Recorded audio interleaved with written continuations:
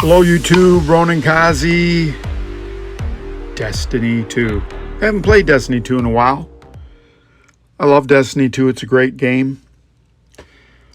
One thing, like I told you, I'm not a big fan of grinding, so I'm never going to want to play a game to grind. You know, I guess at some point I've grind in some games. That's a lie. In Division 2, I grind up to Shepherd level 99, so I'm a liar, YouTube.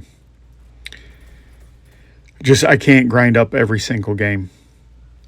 I'm pretty far. I had a lot of help from Sloth Moods. He was a great teacher on what to do here in Destiny 2, and Ultimate Shield 340 has a lot of great videos, shows you how to get the most out of your Destiny 2 play. And so I'm doing a mission. I bought a couple of expansions, and I'm doing the missions from those expansions. Normally, I use the Graviton Lance. Recently, it was underwhelming, so I started taking it out of my gameplay, and then recently I realized that they buffed it. And I'm enjoying it. And I'm kind of on easy mode, so it doesn't matter. I'm 1600 level, and I'm 1800 and like 1812, but minus the 15. I'm like, or however many it's minus. I think I'm like 1801 or 1802.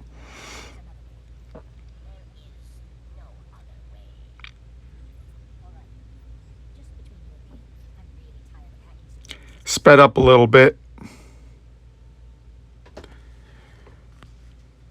One of the things about Destiny 2 that I really enjoy is the gameplay is smooth.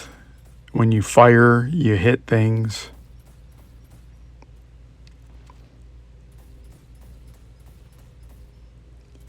The graphics are always really good. It's a different aesthetic, right? It's future sci-fi kind of. Look at my jump. And I fixed my jump.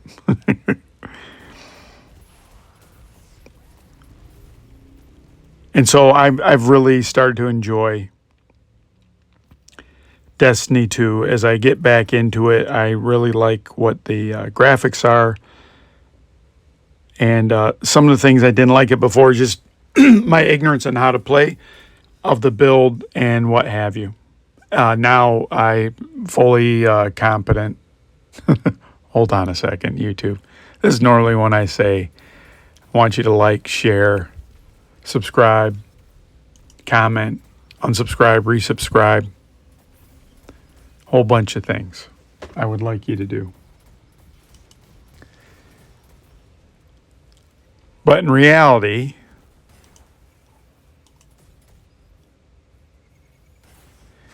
I'm going to talk about a little bit about AI. A lot of the future games, you have AI is either a friend or it's a tool to be used. Excuse me, gosh. And we're just in the beginning of that. I recently watched a video about Terminator 2. And it's amazing that we're going right down that same path where we have drones that are in a military setting, they have to be made autonomous. Not right now, but as people start doing EMPs and sever the link between the operator and the drone, you're going to probably give the drone some type of autonomy, right? And so that's kind of the start of some of that. Mrs. Ronan Kazi always would tell me about these robots, and I go, there's not a lot of robots out there right now. There's not.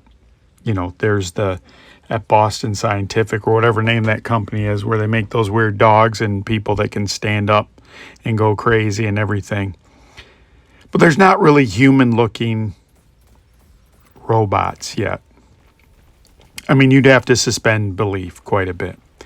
And it's kind of like graphics in a game in that some graphics are a little bit cartoonish and you just accept it. And then some of the games that try to be realistic, I think of Mass Effect. And there's always something, there's chromosomes missing in all the players and all the races. Like some, you know, It's just not, we can't do it the same as real life. So is that important? Well, maybe for an AI it is or it isn't. I think now I'm not going to say this is going to be forever, but right now when someone has an article that's written by AI, it's pretty obvious. One of the things I'd like you to consider is that most people write how they talk to some regard. So if your vocabulary isn't very large or you don't talk in a certain way, when you write in a certain way, then you've never talked that way. It's very easy to just say, that this is not the person that's writing it.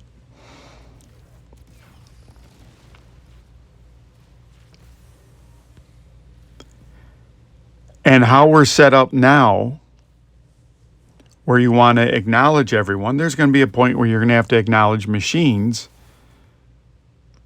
Because if we can't define what anything is, or we let everything be defined, then that's kind of what's going to happen. Everything's going to be defined.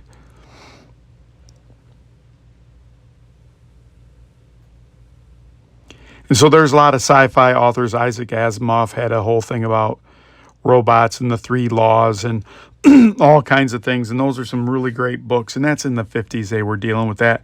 A lot of times artists are the precursors, are the canaries in the coal mine for what's happening in society.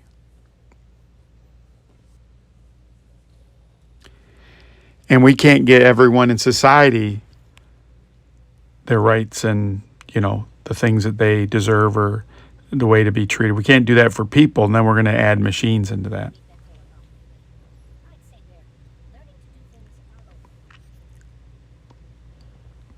Go look up on YouTube on, how to prove that you're real, and it's not the easiest.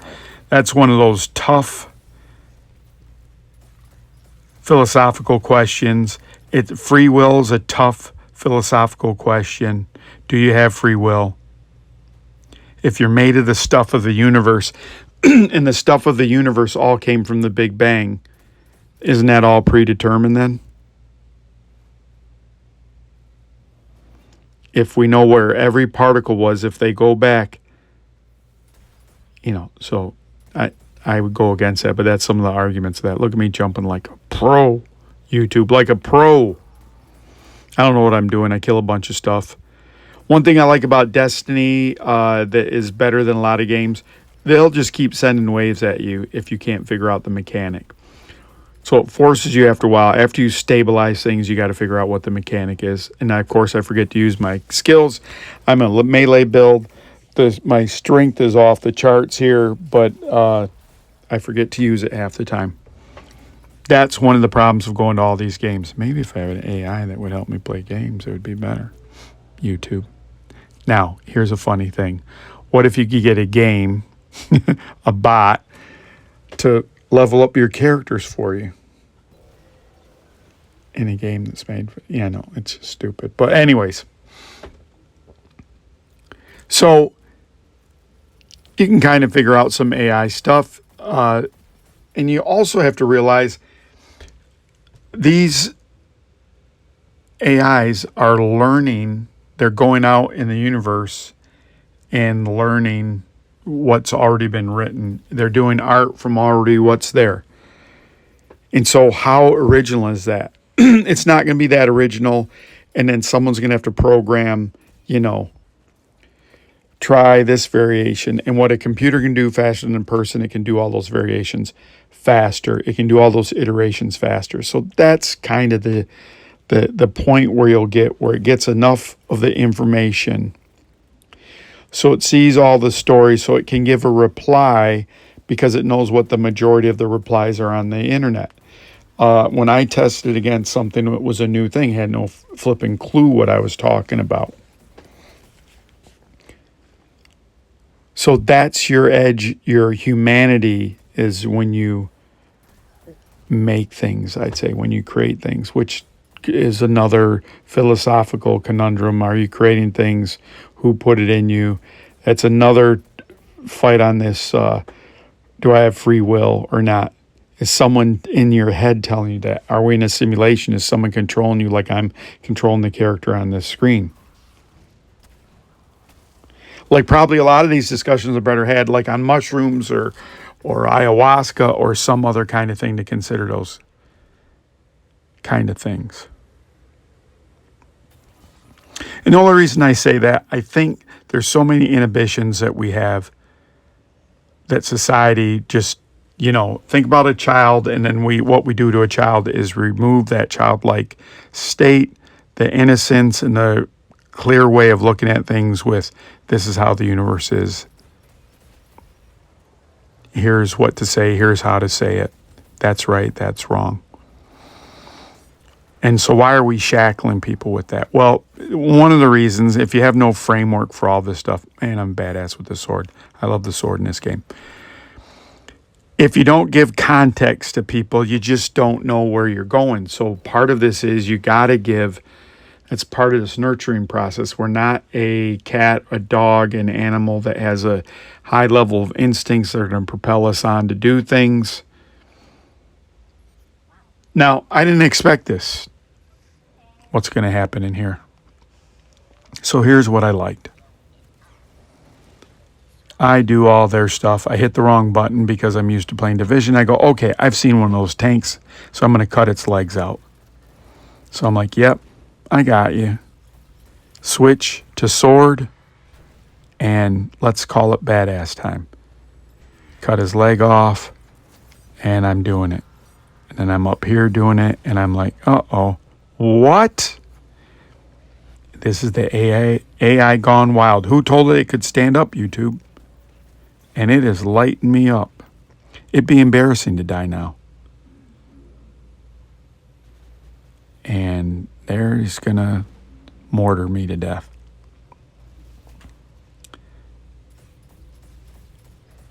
So I don't have any answers on the AI. We're going to create stuff. We're going to keep pushing forward as much as we do. I think that it's not a competition, but I think the things that set us apart are what make us human. I think we can create what we think we are, but we can't create what we are, like the self-building machine. But are we really creating art? I don't know. Are we really writing things that have never been written before? And so that's the thing with the machine. Could put all the words together in a certain way that they could, I doubt it, but let's just think about that's, I can't even compute that. The odds on that, if it took, if it could write Shakespeare that had never been written Shakespeare, could it write something that was good? It'd have some rules, but it's not going to have the rules to think of, would it have come up with the Game of Thrones universe? It's going to come up a variation because that's out there. So we can say, okay, vary it by this and by formula. And maybe that's all we're doing. I don't know. All I know is that's one AI that's not going to chat GPT me anymore. I'm mad at YouTube. And I'm not going to take it anymore from that robot. So, appreciate you, YouTube. Thank you for all the help. Recently did video number 350. Hadn't played Destiny in a while. I like how this video turned out. I did a little whoop-de-doo on it, so hopefully you enjoy the whoop-de-doo. It looks a lot better than normally in the game to me. Thank you, YouTube. This is Ronan Kazi, out.